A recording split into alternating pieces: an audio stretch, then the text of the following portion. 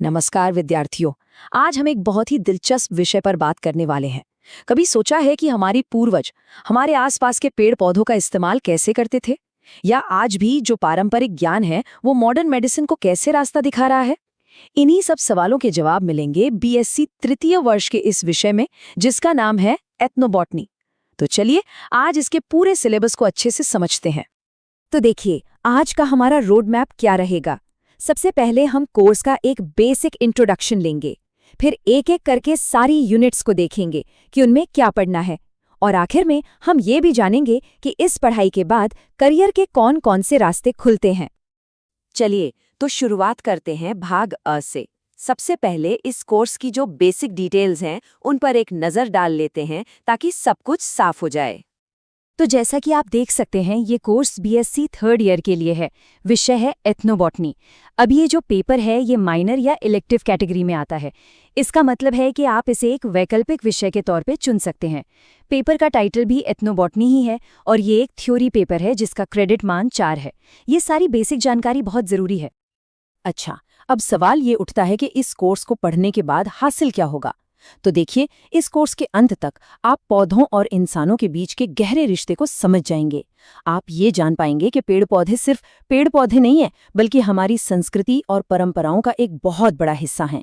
और सबसे बड़ी बात, आपको ये समझ आएगी कि ट्रेडिशनल मेडिसिन कैसे काम करती है। अब हम आते हैं पाठ्यक्रम के सबसे ज़रूरी हिस्से यानी भाग ब पर। यहाँ से हम विषय की गहराई में उतरना शुरू करेंगे। तो चलिए शुरू करते हैं इकाई 1 से।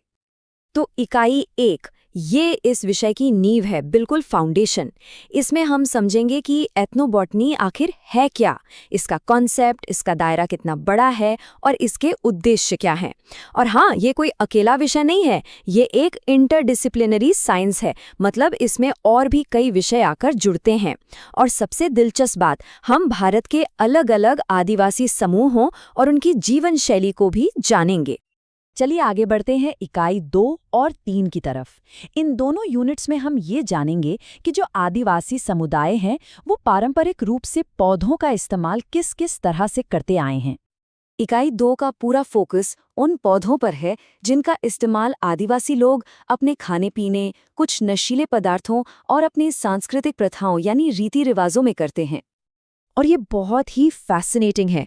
आप देखेंगे कि पौधे सिर्फ खाने या दवा बनाने के काम ही नहीं आते, बल्कि वो उनकी पौराणिक कथाओं, उनके धर्म और लोक कथाओं का भी हिस्सा हैं। तो इसमें हम खाद्य पौधों, पेय पदार्थों और रेजिन और तेल के उपयोग के बारे में पढ़ेंगे। अब इकाई 3 में हम बात करेंगे एथनोबॉटनी के मेडिसिनल पहलू की।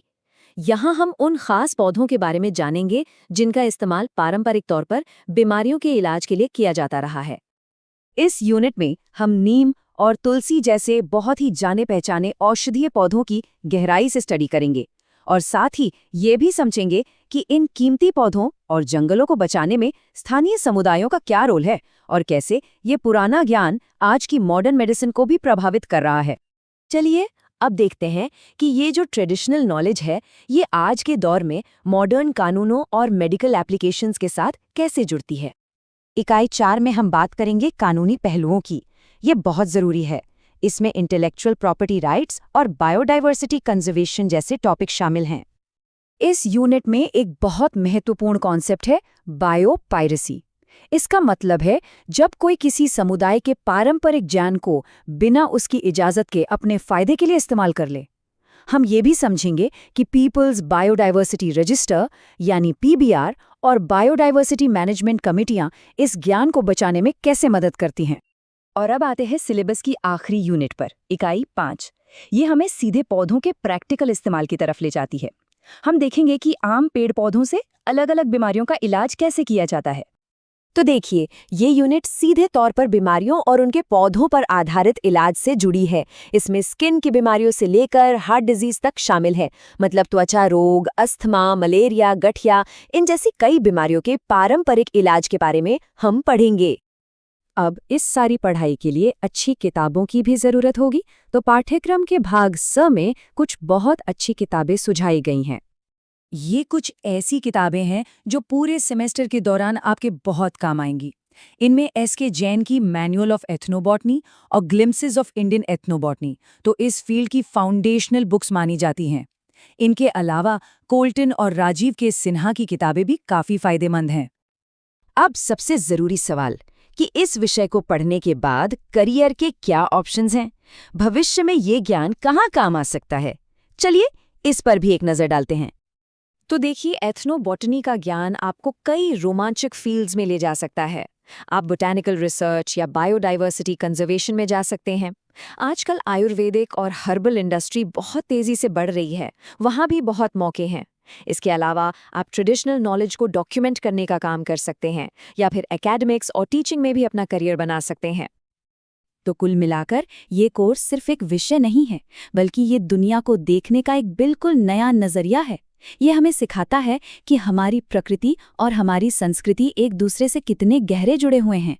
अब असली सवाल ये है कि आप इस ज्ञान का इस्तेमाल कैसे करेंगे? पौधों और परंपराओं की ये समझ आपको किस रास्ते पर ले जाएगी? इस पर जरूर सोचिएगा।